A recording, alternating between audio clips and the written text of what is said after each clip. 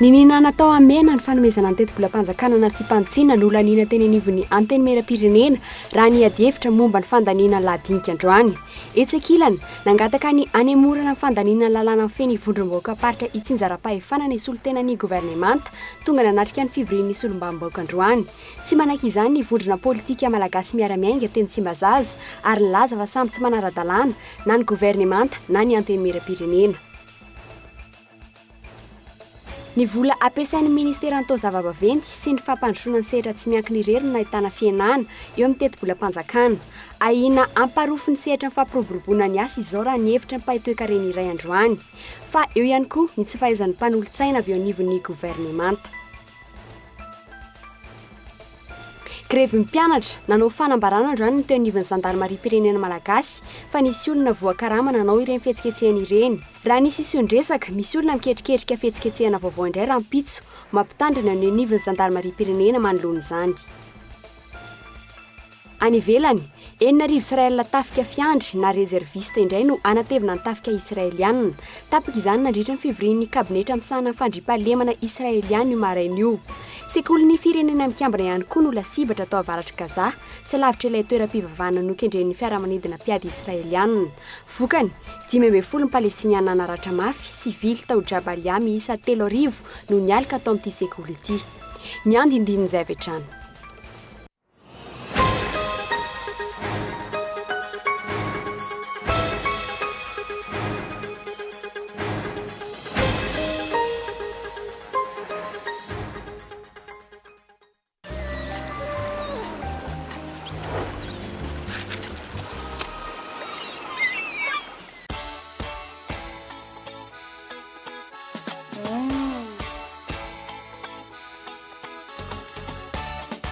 Manitra sy mandroatra reky izy na sasalambandry izany. Satria mampiasa vovon-tsavony maika sady mampalefaka ny hoditro. Ny lamba madio avy hatrany kely fotsiny dia ampy. Na ny vato koa zava-po mampiasa vovon-tsavony maika. Vovon-tsavony maika, ilay vovon-tsavony manala ny tasy rehetra.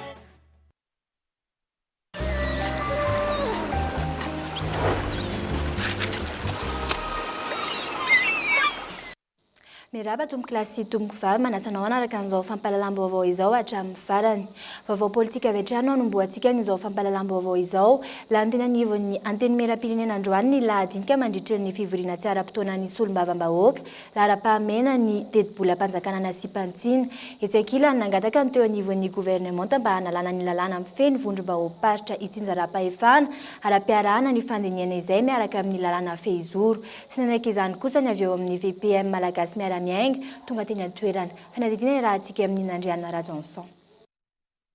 Ninina natao amiana ny fanomezana ny teti-bolam-panjakana sy mpantsina olaniny ety anivon'ny anteny mera-pirenena raha ny ady-hevitra momba ny fandaniana ny lahadinika androany ireo solombavambahoaka. Nilaza ny sasatsasany tamin'izy ireo fa tsy ahafahana mandinika io teti-bola io ny 12 andro ananan'izy ireo. Misy tetika ambadika ety ny governemanta atao noho izany izay fandaniana ny lalàna amin'ny ameana izay raha ny fanazavana.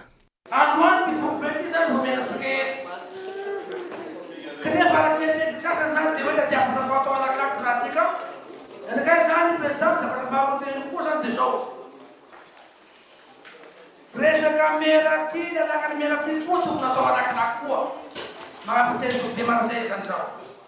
Io zany tokony ataoko rôtraka zay naharameny ny gouvernement anasopoko zay sobe. Zay ny katanamrosa teny ao materenao amanazy zao zany. Fa sika zany zataotony gouvernement reto saramitoy safakary zany misy NDG. Zay problemenareo amin'ny gouvernement ao zay. Anareo fa miaina nega nefa matapatanalagna ty aminay ty. Batenero ministerial zany fa ianareo zany sy mahatartasy ka navarako maombenibesaka zany. Misy tartasy nefa neminareo asy batenero tartasy. Raha koa menaka samanana amin'ny misy na ihany io. Na izany aza lany ihany ny lahadinika tamin'ity androany ity nangataka ny anemorana ny fandaniana ny lalàna mifehy ny vondrom-bahoaka paritra itsinjara-pahefana kosa ny solotena ny governemanta tonga nanatrika ny fivorian'ny solombavambahoaka androany. Misy lalàna anankiroa zay atao anatin'ity ordre du jour ity zay miankina amin'io lalàna io.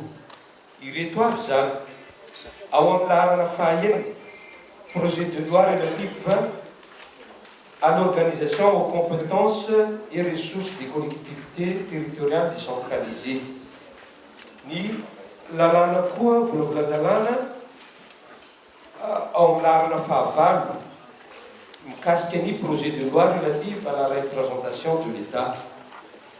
Raha tsy voadinika zany io lalàna fototra io dia tsy tokony ho azo dinina koa zany ireo lalàna anankiroa satria mifampiankina ireo ka fangataka izahay mba ho esorina ao anatin'ny ordre du jour ireo amin'izay koa mamaly ny any mba maivamaivana ny andiniantsika azy. Tsy manaiky izany kosa ny VPM malagasy miaramiaingy izay tonga dia tia tsimbazaza ny laza izy ireo fa samy tsy manara-dalàna avokoa na ny gouvernemanta na ny antenimieram-pirenena. Mahagaga dia tsy tafiditra mbola tsy dirihana indray le lalàna kanefa eo amin'ny lafiny ara-teknika dia mazava loatra fa raha vao tara eo dikan'izay zany dia amin'ny heritaona indray io zay vao eritreretina ka ireo rafitra rehetrarehetra hipetraka zany dia tsy mbola ho hipetraka amin'ity taona ity région ny fandehany ka dia mahavaliana ihany ny gouvernemanta moa efa azo zany hoe efa tsy ara-dalàna ihany natao satria efa voadinika tany reo tapitra vadila zao ny 3 andro mahery be vao 10 andro zany zao dia mbola tsy tonga ty amin'ny antenimieram-pirenena tsy voasoratra ao ny fandinihana an'iny ka eo ihany koa zany mahavariana amin'ny propana tanteraka eto anivon'ny antenimieram-pirenena satria tokony indreny ndraiky izy. Raha ny lalàna dia azo ny solombavambahoaka atao tsara ny miroso avy hatrany amin'ny fandanina ny volavolan-dalàna raha toa ka tsy naverin'ny gouvernemanta izany rehefa avy nandalo 30 andro teny amin'ny pilatana izy ireo. Tsy izay nefa ny zava-misy momba ny lalàna mifehy ny vondrom-bahoaka paritra ity ny zara-pahefana taorian'ny ny fandanina ny lahadinika mandritra ity fivoriana ity ara-potoana ity dia niroso tamin'ny fampianarana namaky ilay teti-bolam-panjakana na sipantsiana ireo teknisianina avy amin'ny ministeran'ny vola raha mpitsy kosa no andalo travaux des commissions izany volavolan-dalàna izany. 17,700 faingo valo tapitrisa ariary mandritra ny 12 andro izany hoe manodidina ny 30 tapitrisa ariary isan'andro ny fandaniny eny amin'ny antenimieram-pirenena amin'ny fanatanterahana fivoriana tsy ara-potoana. Io vola io izay mitsinjara ho solon'ny hofatrano no mbola tsy fahalavarariana eo amin'ny fizarana sy ny fanamboarana ny trano natokana ho an'ny solombavambahoaka ny tamin-karama amin'ny fivoriana na enda amin'ny té de session enda amin'ny té de déplacement ankoatran'ny vatan-karama izay raisin'ny solombavambahoaka isam-bolana. Fanadidina raha antsika amin'ny herin'ny irena rabary. Fivoriana tsy ara-potoana fandimina ny solombavambahoaka amin'ity taona ity, manahoana ny fandaniana momba izany. Isan'ny fandaniana ny resaka hofatrano isan'andro izay antohan'ny fanjakana, tsy ampisa ho an'ny solombavambahoaka rehetra ny trano Antsimbazaza izay natao handraisana solombavambahoaka 70 tany Ampiandohana. 700 ny amin'ny fanamboarana ny trano natokana hipetrahan'ireo solombavambahoaka no mbola tsy vita ankehitriny ary miato tanteraka. Maro amin'izy ireo arak'izany no mbola tsy afaka mipetraka amin'ireny trano ireny rehefa misy fivoriana tahaka izao. Raha 720 ireo solombavambahoaka Antsimbazaza, ny 720 amin'izy ireo ihany no afaka mipetraka amin'ireny trano natokana handraisana azy ireo ireny. Noho izay anton'izay, 3 alina ariary no nomen'ny fanjakana ireo solombavambahoaka ho solony hofatrano. Arakaraky ny alarviran'ny distrika misy azy ireo kosa no solony sara-pitaterana na ny andamin'ny té de déplacement ka 2 alina sy 1 hetsy ariary no ambany indrindra amin'izany. 5 alina ariary isaky ny solombavambahoaka kosa no tambi-karama raisiny reto farany amin'ny fivoriana tsy ara-potoana tahaka izao. Rehefa natao ny kajikajy tsotsotra, ny fitambaran'ireo no mitotaly 420 tapitrisa isan'andro. Izany hoe mahatratra 2,480 sy 700 miliara FMG na 2,50 sy 300 faingo valo tapitrisa ariary ny vola lanin'ny solombavambahoaka ao anatin'ny 12 andro. Raha tsorina, vola be hatrany amin'ny 2 hetsy ariary isan'andro isaky ny depite no mivoaka ao amin'ity androm-panjakana mpanao lalàna ity. Voatsela akory izay no nalaza tao amin'ity androm-panjakana ity ny resaka fanodigodinam-bola izay mbola tsy hitatra amin'izao ny tena marina mahakasika iny raharaha iny. Izao ihany koa dia fantatra fa niakatra ho 30 miliara ny teti-bola ampiasain'ny antenimieram-pirenena voarakitra ao amin'ny lalàna mifehy ny teti-bolam-panjakana na sipantsiana raha toa ka manodidina ny 10 miliara ariary izany teo aloha. Raha ireo fandaniana samihafa ireo, mazava fa isan'ny mihinam-bolam-bahoaka indrindra ity fivoriana tsy ara-potoana tanterahany eny Tsimbazaza ity. Tsy lahara-pahamehana ho an'ny fanjakana ny famoronana asa sy ny famokarana industrialy. Profon'izany ny fienan'ny teti-bolan'ny ministeran'ny taozava-baventy ao anatin'ny loi de finance rectificative 2024. Ny ena 4,700 tapitrisa ariary izany. Ity ministera ity anefa no misana ny orinasa madinika sy salantsalany ary isan'ny ministera misongadina amin'ny asa izay nataony tao anatin'ny 3 volana. Hosakana amin'ny fampiroboroboana ny fampananana asa eto amintsika izany raha ny hevitry ny mpahay-toekarena iray. Ity lalàna ity izay niteraka adihevitra teny amin'ny antenimieram-pirenena ny mikasika fotoana andinihana azy. Fanadihadiana.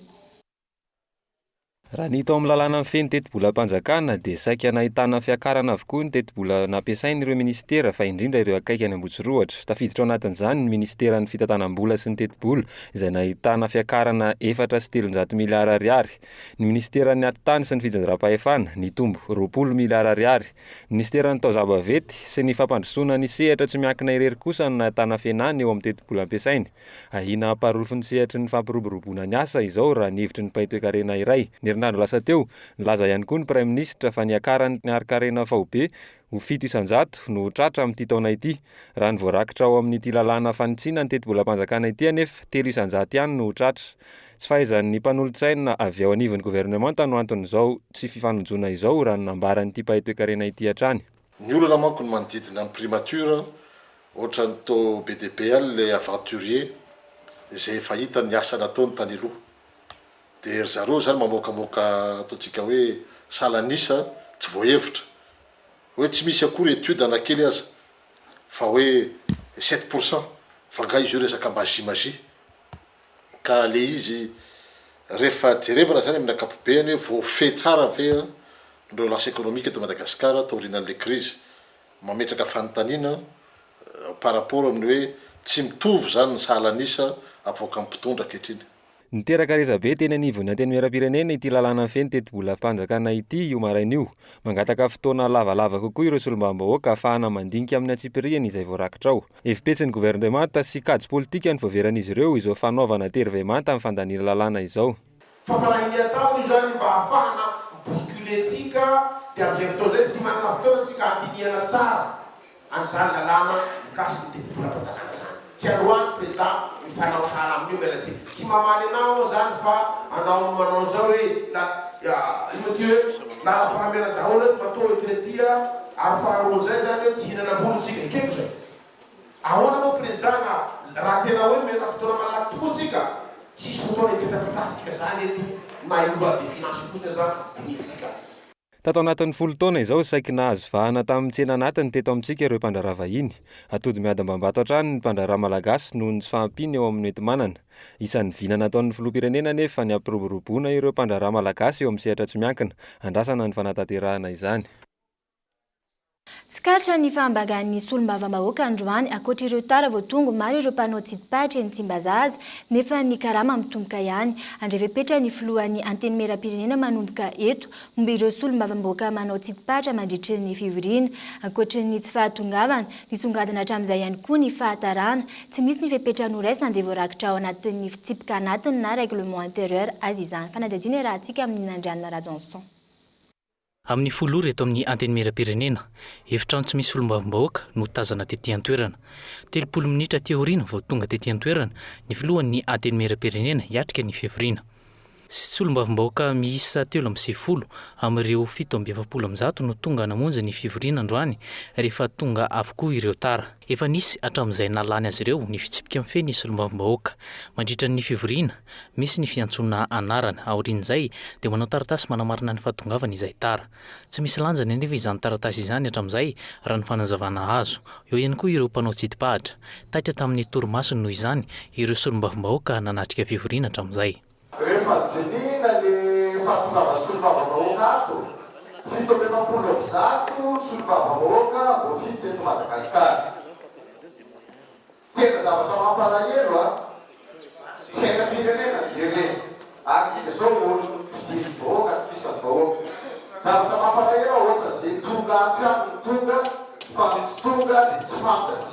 Karama raisina mitovy ny zavatra rehetra accessoire rehetrarehetra mitovy iraisina ka famenavenao zay dia matovy loha tena anay fepetra ho an'izay solombavambahoaka tsy manatrika ny fivoriana fa izy discipline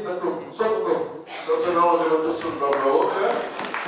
Ampiatra ny fiantraikan'izany toetra izany any amin'ny tambo-karama ny fivoriana na enda amin'ny té de session noho izany ny birao maharitra. Mbola tsy fantatra kosa hatreto ny endrika isehon'izany. Isy ny fampitandremana ambava, antsoratra ary farany iafara any amin'ny fitsarana avy momba ny lalam-panorenana ny raharaha raha ny fanazavany ny questeur fahatelo androany. Entitra zany ny birao maharitra zao mba tsy sin'le hoe solombavambahoaka tonga 10 minitra dia lasa na tsy tonga misy ny satria misy olo-bavambahoaka vonresany omaly angamana izy indrona itelo ihany mbola tonga teto am'kilapany sy olo-bavambahoaka ty hatram'izay ary matetika tsindriny eto fa reo mpandrarano tena manao an'izay zavatra zay. Tafiditra ao anatin'izay fanapahan-kevitry ny bramaritra izay niovy eto akaiky eto ny efitrano fanaovan'ireo solombavambahoaka paosy kafe raha toa ka tany ivelany zany teo aloha mba tsy andanian'izy ireo fotoana maharitra ela loatra any ivelany no anton'izany. Nanamafy kosa nefa ny solotenan'ny bramaritra fa tsy afaka ampiatra tanteraka ny fitsipika anatin'ny anteny miram-pirenena raha tsy tafajoro ny fitsarana avo momba ny lalam-panorenana. Raha tsy hivona izay tsy fahatongavana mivory izay matetika no antony betsaka tsy nalany aingana ireo volavolana hatramin'izay nalany azy ireo na ilay antsoina hoe korom. Ny volam-panjakana anodinana ity androm-panjakana ity anefa ny ampy 7 miliara ariary raha toa ka lany any ilay teti-bolam-panjakana nasy-pantsiana avy eny anivon'ny gouvernemanta. Isan'ireo tsy hita tety tsy mazaza intsony tato anatin'ny rovolana izao ny filohan'ny anteny miram-pirenena teo aloha Ramatoa Kristina Razanamasoa sy ireo pray antoko aminy vitsivitsy banga hatrany ny toeran'ireto farany. Andray anjara amin'ny fionana tampony izay ho tanterahana ny États-Unis ny talata 5 sy ny alarobia fahaeniny volana aogositra ho avy izao ny filoham-pirenena malagasy Rajaonarimampianina raha tsy ahivina mivoatra ny atao hoe fanjakana tsara tantanana ny bonne gouvernance sy ny filaminam-bahoaka ny fanjakana Amerikanina antony tsy nanasany ireo firenena Afrikanina sasany toa ny Guinée, Soudan, Ouganda sy ny maro hafa. Tombony Madagasikara ny fahafana manatrika ny fionana an-tampony atao any États-Unis ity fotoana ahafahana mijery akaiky ny fiarah-miasa eo amin'ny rotonda manoloana ny AGOA sy ny fiarovana ny sisitany amin'ny fanondranana antsokotsoko ny arena ankibony tany. Fanampanazavana. Antenaiko fa ny filoha Rajaonarimampianina sy ny filoha Obama dia anana fotoana ahafahana miresaka manokana mahakasika ny fivoaran'ny toedrarà sy ny fampandrosoana ary indrindra ny tena zava-dehibe dia any amin'ny fifampiresahana amin'ireo minisitra iresahana ny Madagasikara manokana toy ny fiarovana ny morontsiraka eo ihany koa ny AGOA tombony ho an'ny filoham-pirenena Rajaonarimampianina sy ho an'ny Madagasikara iray manontolo io fionana io raha toa ka tsy nisy izany nandritra ny 5 taona farany. Vaovao ara-toe-karena kosa nanohizantsika an'izao fampahalalam-baovao izao tsy manara-dalàna avokoa ny fitopolo isan-jato ny tsenam-panjakana na dia manana endrika manara-dalàna aza ny akamaroan'izy ireny dia matetika endrika ivelany fotsiny izany fa fifanarahana ny fanomezana izany ka tsy manome endrika mitovy ireo orinasa rehetra mifaninana. Ireo tolo-barotra anaovana fampitambidy no tena voakasika izany araka ny fanazavan'ny manam-pahefana misahana ny fanaraha-maso ny tsenam-panjakana. Nisy fikaonan-doto eo amin'ireo mpanaraha-maso sy ny tsenam-panjakana ahafahana mamaritra ny fomba anasaziana ireo tsy manara-dalàna ireo. Fanadiadina. 770 tamin'ny 2,5 izany hoe 2,20 ny tsenam-panjakana nanaovana fanaraha-maso ny taona 2012 sy 2013 ihany no nahafeno tanteraka ny lalàna amin'ny feno tolo-bary-panjakana. Tafakatra 7,70 io tahan'ny tsy fanarahan-dalàna io eo anivon'ny foibe raha toa ka 5,2 any amin'ny faritra. Ireo tsenam-panjakana latsaky ny 70 tapitrisa ariary izay betsaka amin'ny isan'ny tsenam-panjakana ny tena maro amin'izy ireo. Any amin'ireny niveau reny zany ny akamaroany 20 nyreo irrégularité hita ireo. Ohatra amin'ilay irrégularité hoe tsy misy akory ny taratasy fampiatsoana n'ilay olona atao concurrence ao anatin'ilay izy. Tsy misy koa ny fampilazana ilay olona tsy nahazo an'ilay marché nefany tafiditra ao anatiny sy davatra takiany lalàna ilay hoe ampifantarina ilay olona tsy nahazo marché mba ahafahatra reo mireagira na hoe mitory raha misy zavatra eritreretiny ho tsy normal atao anatin'ilay procédure. Santionany amin'ireo tsy fanarahan-dalàna ihany ireo manoloana izany. Nisy ny fikaonan-doha teo amin'ireo tompon'andraikitra mpanara-maso nahitana ny avy amin'ny Bianco, ny Samifine, ny Inspection Générale de l'État, ny ARMP, ny PGDI ary ny mpiara-miombonantoka hafa amaritana ny fomba hanatsarana ny fanaovana tolo-bary-panjakana fa indrindra ihany koa ny anasaziana ireo tsy fanarahan-dalàna ireo.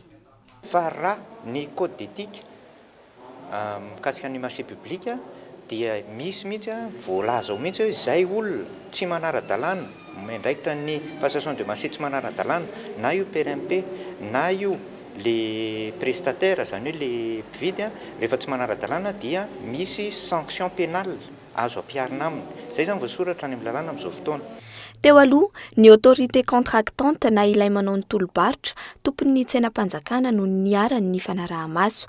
Hatreto kosa araka izany hojerena ny fomba ampiarana ny lalàna amin'ireo rehetra voakasika izany maro lafy ny endriky ny eloka azo anenjehana ny mpanao ny tsy mety amin'ny tsenam-panjakana. Empolo no isan'ny mpitsabo manam-pahaizana manokana momba ny zaza eto Madagasikara. Tsy mahasahana ny filany izany fa avitsian'ny mpitsabo mandalina lalam-piofanana manokana no isan'ny anton'izany raha ny fanazavana azo. Nisokatra tamin'ny fomba ofisialy androany tetsy amin'ny Carleton nosy ny Congrès national ny mpitsabo ny zaza eto Madagasikara. Fanadidina raha antsika amin'ny Ilda Asinjo. Mahery ny 10 tapitrisa izany hoe mihoatra ny 500 mponina eto Madagasikara dia zaza latsaky ny 5 taona avokoa raha ny salanisan'ny OMS. Eo anelan'elan'ireo taona ireo no voasokajy ho zaza ilaina ny fandraisana tanan'ny mpitsabo manam-pahaizana manokana momba ny zaza na ny pediatra. Tsy mahasahana izany nefa ny isan'ireo mpitsabo eto Madagasikara. 20 nisan'ny région ny ville eto Madagasikara PDB araky le voalazany kabarin'ny représentante ministère de l'enseignement supérieur ateo dia nilatsaky ny 5 taona eto Madagasikara no dia 500 ny malagasy no izany lavitra be ny zavatra tena ny isa tena ilaina ny isan'ny pediatra amin'izao fotoana.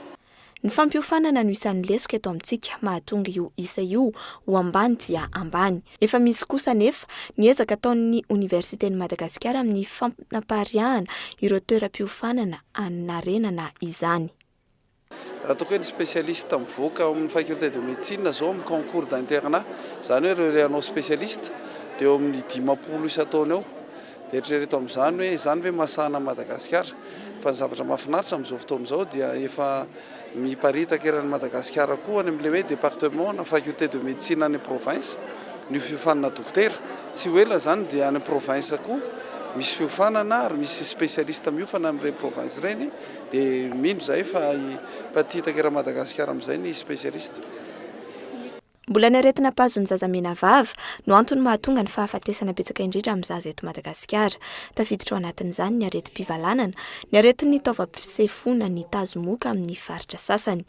Ny fifanakalozana eo amin'ny mpitsabo manam-pahaizana momba ny zaza no tanjona amin'ny fiaonam-be izay natao androany.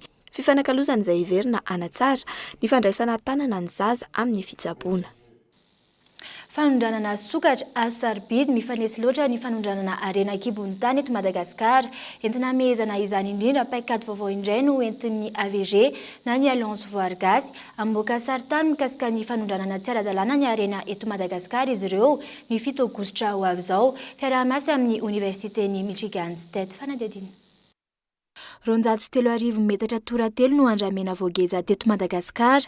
5 metatra toratelo no voagejany gouvernemanta sinoana nomboka ny taona 5 hatramin'ny taona 13 ratsorina amin'ny ankapobeny 20 contenera sy 3 tonna no andramena tratra tany ivelany ary 2 bolabola teto tandrazana.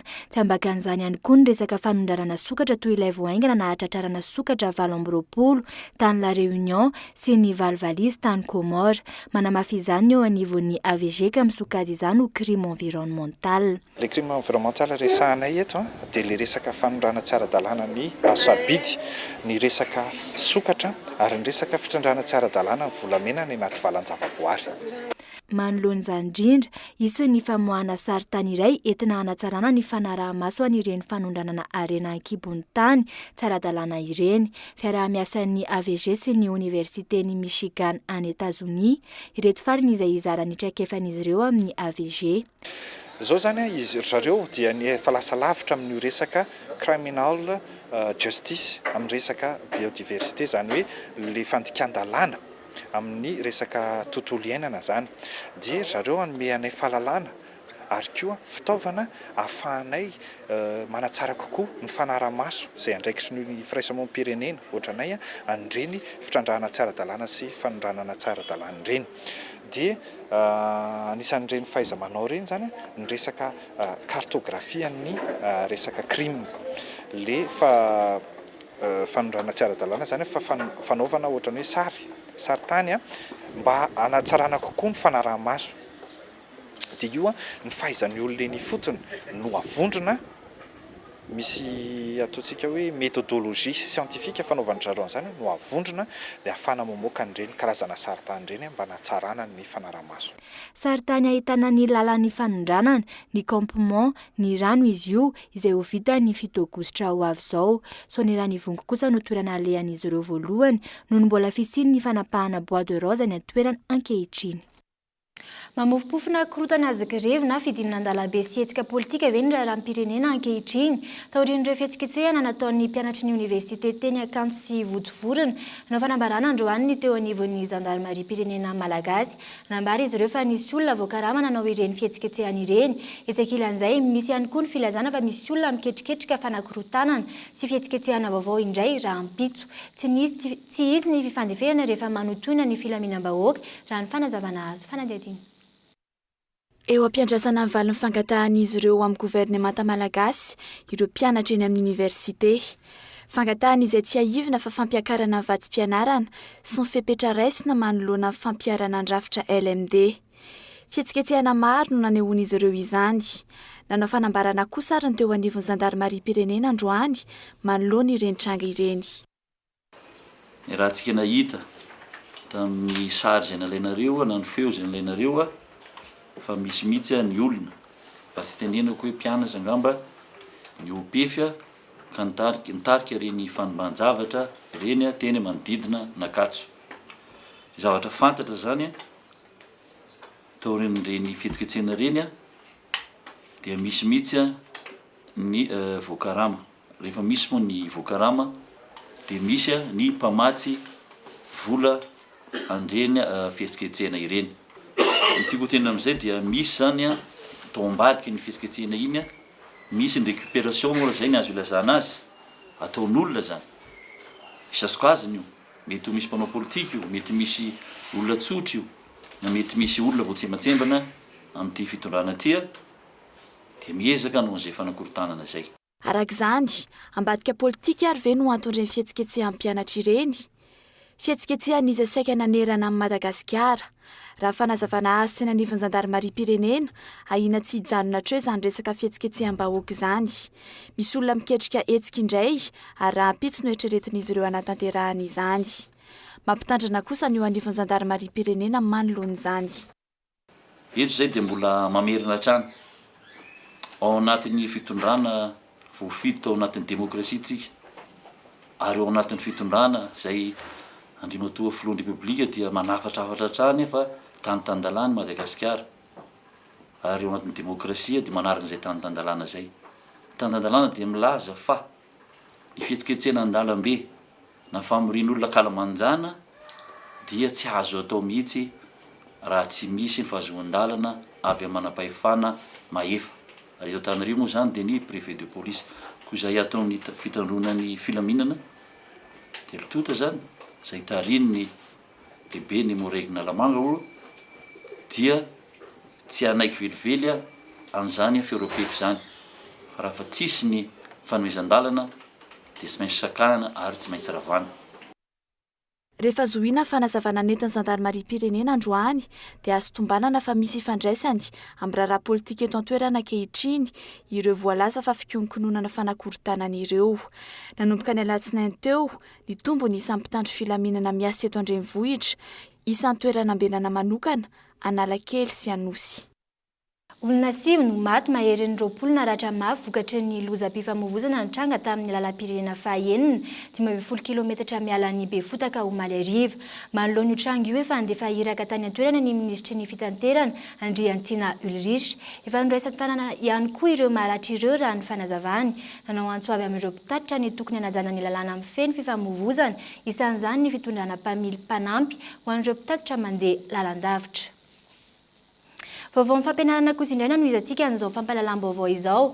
Amin'ny faran'ny herinandro io no ivaly ny BPC eto an-drenivohitra hoy ny eo anivon'ny Cisco Antananarivo. Efa nanomboka ny alatsinainy hariva taona nanomboka ny fitsarana ny kopia. Tsy misy olana izany na teo amin'ny mpampianatra na teo amin'ny resaka indemnité. Nanomboka ny fitantanana noho ny fiandrasana valim-panadinana ho an'ny akamaroan'ireo mpianatra. Iverina amin'ny laoniny kosa ny tsenan'ireo mpivarotra sakafo ho an'ireo toerana akaikin'ny ivon'ny toeram-panadinana. Rehefa nahazo tombony be tao anatin'ny 3 andro tahaka ny tetsy ambin'ny folo fanadihadiana. mpivarotra sakafo sy hani-masaka miisa 10 no hita eto ampitan'ny lycée moderne Befiloha. Raha toa ka fitantainana no niatrehan'ireo mpiadina fanadinana, fifaliana kosa ny ansasatsasany amin'ireto mpivarotra ireto. Amin'ny ankapobeny, avy roeny mihoatra amin'ny vola maty amin'ny andavanandro no matin'izy ireo isan'andro nandritra ny fanadinana BEPC iny. Lasa 2 fois no maty isan'andro. Ny tsaratsara ny tsena. Ohatra ny hoe raha nalafo 500 francs taloha dia lasa hoe 1000 francs 2 fois plus zany tiako tenena. Le izy zany raha mitovy amin'ny tsena isan'andro dia hita mihitsy hoe tsisy fiovana, tsy dia misy akony zany le tsena tamin'ny BPC satria juste ilay izy mandeha mody mitondra sakafo dia izay mitovy amin'ny tsena isan'andro ihany zany le izy fa tsy dia misy fiantraikany loatra. Tsara ny tsena mihoatra ny andavanandro tsotra nisy ny BPC nanomboka tamin'ny latsinainy ka hatramin'ny androany. Ho an'iny renim-pianakaviana iny, raha toa ka efatra alina sy iray hetsy ariary isan'andro no lafiny amin'ny andavanandro, lasa avy roeny, izany hoe 4 alina sy 4 hetsy noho ny BEPC fotsiny. Ho an'ireo mpivarotra ny laza fa tsy dia nisy tsena kosa, tsy dia nanao laoka trondro sy akoho izy ireo laoka ireo izay nifampitadiavan'ny mpianatra nandritra ny fotoam-panadinana. Ny fanadinana izay mifarana tamin'ny taranja anglisy androany. Ivoaka raha-potoana ny valim-panadinana, izany hoe ny zoma 9 aogositra ho avy izao raha ela indrindra. Raha fanazavana azo teny anivon'ny Sisiko Analamanga, tsy nisy ny sampona na olana ny tranga nandritra izany fanadinana izany. Efa tapitra androany tamin'ny 12 ny fanadinana BPC dia ny fitsarana efa nanomboka tamin'ny latsinaina rehefa vita amin'ny matière iray dia efa manomboka ny fitsarana. Dia amin'ny latsinaina ho avy izao manomboka ny transcription ary INFP tsy mba mahamasina dia netreretina voaka ho faran'ny herinandro ambony ny valim-panadinana. Arakaraka ny fizotra ny asany ihany ny hamoanan'ny valim-panadinana. Taorian'ity fanadinam-panjakana ity amin'ny alatsinainy izao, mandrahona ny tokony hanao grevy lavareny ny eo anivon'ny fikambanana mpampianatra FRAM noho ny resaka fampidirana azy ireo ho mpiasa-panjakana. Ho an'ny ankizy kosa manomboka ny fialan-tsasatra. Etsika roa lehibe no ampiatran'ny Madagasikara tamin'ny taona 2014 ity eo amin'ny tontolon'ny basketball. Etsy andaniny ny fiadiana ny tombon-dakan'ny Afrika ho an'ny sokajy zazalahy latsaky ny 12 taona na ny Afrobasket U18. Etsy ankilany ny Fivoriambe isafidianana ireo komity vaovao eo anivon'ny FIBA Afrika izay nisokatra tamin'ny fomba ofisialy ny maraina teo. Fanadiadiny. Nosokafana tamin'ny fomba ofisialy ny maraina teo ny Fivoriambe ny Federasiona manerana ny Afrika na ny Congrès FIBA Afrika izay miditra amin'ny andiany fa 40 amin'ity taona ity. Federasiona 7 manerana ny Afrika no miatrika izany etsy amin'ny Centre de Conférence Internationale Ivato na ny CCI. Fivoriambe izay tarihindreo tompona andraikitra ambony FIBA Afrika ary anisan'izany ny filohan'ny FIBA Afrika. Aritra 2 andro ny fampidiniana ka anisan'ny lahara-pameana amin'izany ny fifidianana ireo mpitantana indray ny FIBA Afrika mandritry ny feptaona ara-dalàna ankoatra ny fanatanterahana tatitra mandritry ny fitondran'ny teo aloha anatsarana ny tolon'ny basketball eto Afrika. Ce qu'on attend d'un congrès, premièrement, c'est un bilan. Le bilan des 4 années qui viennent de passer, de savoir si les gens qui avaient été élus ont réalisé les programmes qui leur avaient été confiés. Donc ça, c'est le premier point. Je pense que ça va être l'occasion de tirer ces conclusions. La deuxième chose, c'est aussi de se projeter dans l'avenir, et en particulier dans la future organisation du nouveau calendrier mondial 2017 pour les qualifications pour le championnat du monde et en suivant pour les Jeux Olympiques. Voninahitra ho an'ny Madagasikara ny fandraisana izao kongresy lehibe izao raha ny nambara ny Federasiona Malagasy ny basketball eto Madagasikara. Ny vaovao iraisam-pirenena kosa no etsika manakatina an'izao fampahalalam-baovao izao mbola nirarao Proche-Orient hatrany. 4 sy 1 alina tafika fiandrina rezervista indray no anatevina ny tafika israeliana. Tapaka izany nandritra ny fivorian'ny kabinetra misana ny fandriampahalemana israeliana io maraina io. Tsy mbola izao dia izao aloha araka izany ny fampitsahara anaty ao Gaza na dia izany azy fampitahorana kely omaly nandrika hatrany ny raha fanadadiana raha antsika amin'ny France 24.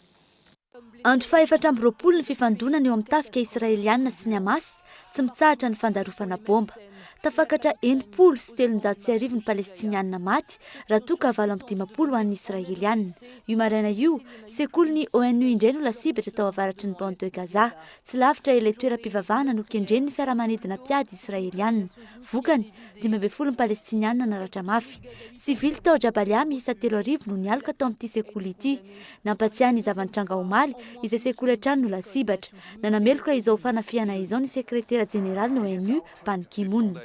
Tsy rariny izao hoy izy, tsy maintsy fantatra izay tokony antoka amin'izao ary tsy maintsy ho tsarainy lalàna izy. Etsekilany, nisy ny fivoriana nataon'ny kabinetra misahana ny fandriampahalemana israeliana io maraina io, fivoriana izay nanapaka fa anampy tafika fiandry na rezervista miisa 400 alina ny tafika israeliana. Araka izany, mahatratra 409 alina ny tafika israeliana manao ity hetsika famongorana ny vondrona Hamas ity. Sarotra inoana araka izany idirana marimaritra iraisana amin'ny fametrahana ny fampitsarana ny ady maharitra. Hatreto, samy mbola miziriziro ny rotonta. Dia izay no manana an'izao fampahalalam-baovao izao, misaotra anao nanaraka izany hatramin'ny farany veloma tompoko.